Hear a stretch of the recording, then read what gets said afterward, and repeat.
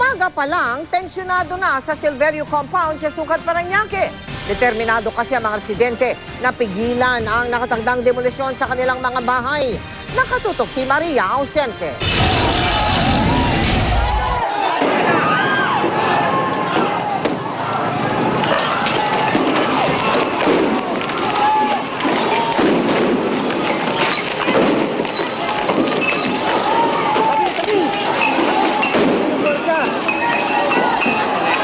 Dakong alas 10 ng umaga nang sumiklab ang karahasan sa nakatakdasan ng demolisyon sa Silverio Compound sa Sucat, Parañaque. Hindi malinaw kung saang panig at kung paano nagsimula ang gulo. Pero sa videong kuha ng GMA News, kitang-kita ang pamamato ng mga residente. Ang mga pulis, nagpakawala naman ng tear gas.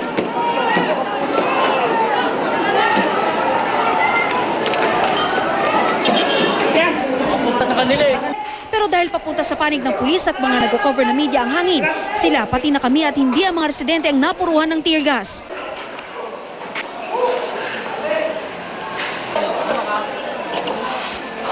Nagtapon sila ng tear gas. Medyo nakulong yung ilang mga tao dito sa baba. Maya-maya pa tila dahil sa sarili nilang tear gas, napaatras na ang pulis. Pero ang isang ito,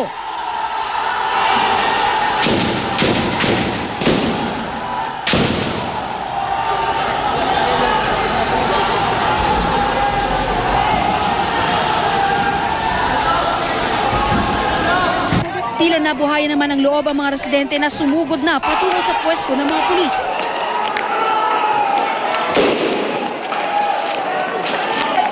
Ang lalaking ito, tirador naman ang gamit. Maya-maya pa, lalo nang pinag-initan ng mga residente ang police truck.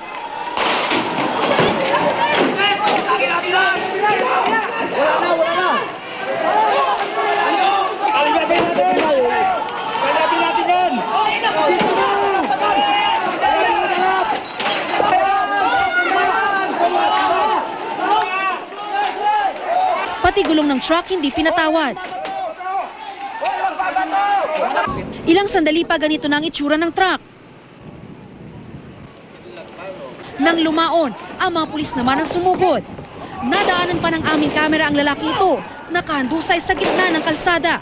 Maya-maya sunod-sunod na pinagdadakip ng mga pulis ang mga residenteng umunoy na kilahok sa pambabato sa pulisya.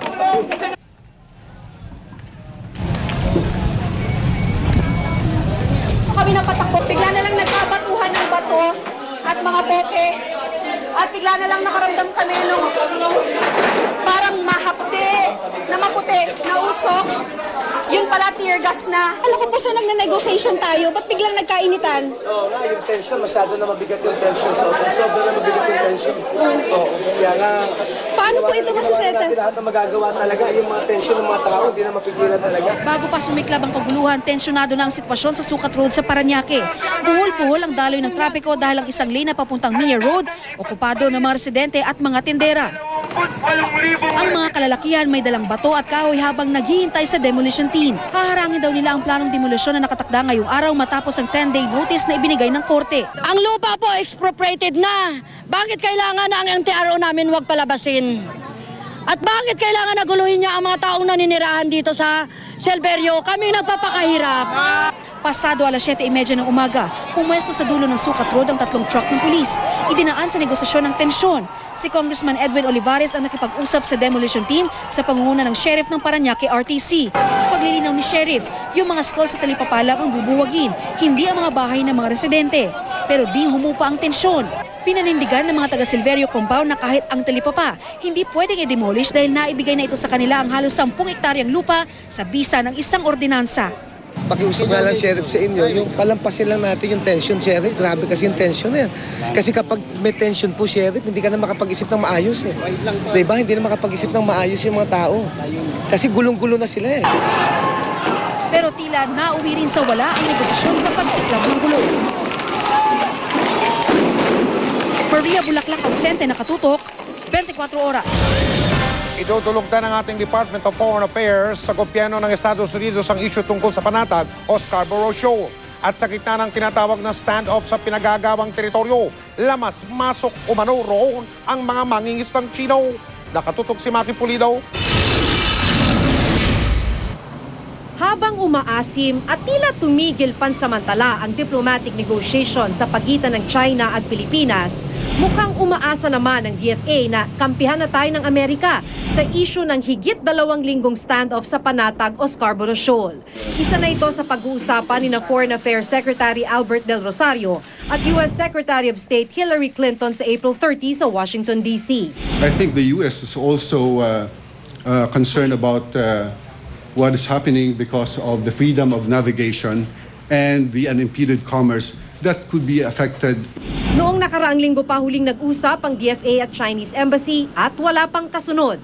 Noong nag-uusap pa, mukhang kulang-kulang naman daw ang impormasyong ipinaparating ni Chinese Ambassador Ma Keqing sa Beijing tungkol sa resulta ng kanilang diplomatic negotiations.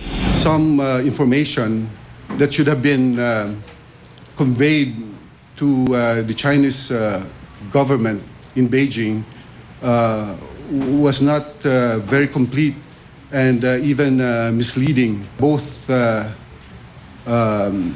government will decide to withdraw their ships, but there was no such agreement yet. Habang may diplomatic impasse, tila pinapalala naman daw ng China ang tensyon sa Panatag Shoal. Iisa na lang ang Chinese Maritime Surveillance Vessel pero labas-pasok sa lugar ang mga mangingisdang Chino. May 6 na Chinese fishing vessel kahapon, 3 naman ngayong araw. Wala na roon ang mas malaki at mas high-tech na barko ng China na ipinadala noong nakaraang linggo. We continue to ask them the reason why they would like to aggravate the situation when in fact the agreement was that no actions should be undertaken to escalate the situation. Para marisolba, ilang ulit nang hiningi ng Pilipinas sa China na dalhin ang issue sa International Tribunal for the Law of the Sea o ITLOS. Pero ayaw ng China. Uulitin daw ng Pilipinas ang request ngayong linggo at kung ayaw pa rin, maghahain na ang legal team ng DFA ng reklamo sa ITLOS. Pwede pa rin daw itong gawin sa ilalim ng international law. Wala pang bagong pahayag sa ngayon mula sa Embahada ng China, pero dati nang iginiit ng kanilang tagapagsalita na hindi na kailangang idulog pa ang usapin sa ITLOS. Maki Pulido, nakatutok, 24 oras.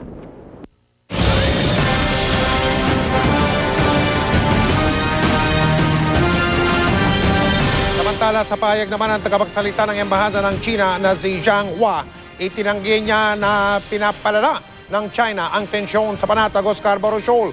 Patunay nga raw dyan ang pag-alis ng dalawa nilang tinatawag na surveillance ship.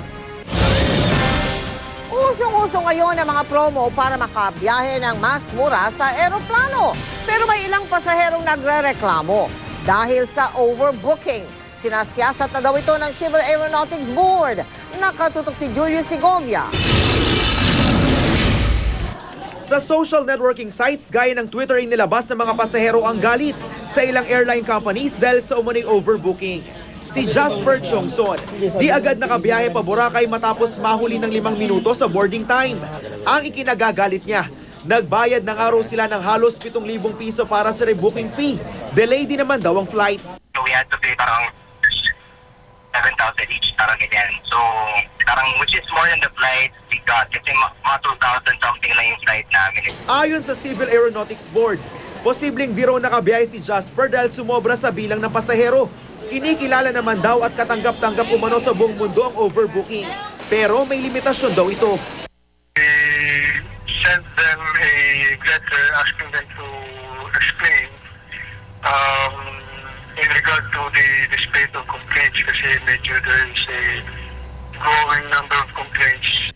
Sa ilalim ng overbooking, hanggang 10% lang daw ng kabuang bilang ng pasahero sa isang flight ang pwedeng i-overbook. Dapat din daw may maibigay na opsyon sa pasahero na hindi na may sasakay sa isang overbook flight. Tulad ng pagre-rebook na hindi kailangan magbayad ng isang kusing. Pwede rin bigyang kompensasyon ng airline ng isang pasaherong voluntaryong magpapaubaya ng kanyang upuan sa biyahe. Pag walang nag-volunteer, pwede raw mapilitan ng airline na hindi pasakayin ang huling pasaherong dumating sa airport at nahuli sa check-in.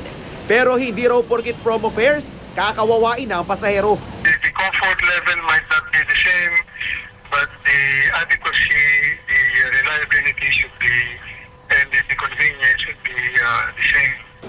Maglalagay na ng complaint desk ang CAB sa mga paliparan. Ang Department of Trade and Industry naman, nagpaalala sa mga parokyano ng promo fares, kasabay ng babala sa mga airline company na maging totoo sa pinabayarin ng promo package. Okay lang naman intindihin, wag lang na it is not to the advantage, kumbaga nadidihado ang consumer. Gusto natin patas, 'di ba? They want to earn its business, fine, but wag naman na disadvantage ang consumer. Sa mga maaaberyang pasahero dahil sa overbooking, huwag daw mag-atubiling tumawag sa hotlines ng DTI at CAB. Julius Segovia, Nakatutok, 24 Oras. Nangangalahati pa lang daw ang tag-init. Ayon po yan sa Pag-asa. Sa katunayan ay lalo pa raw iinit ang panahon sa mga darating na araw.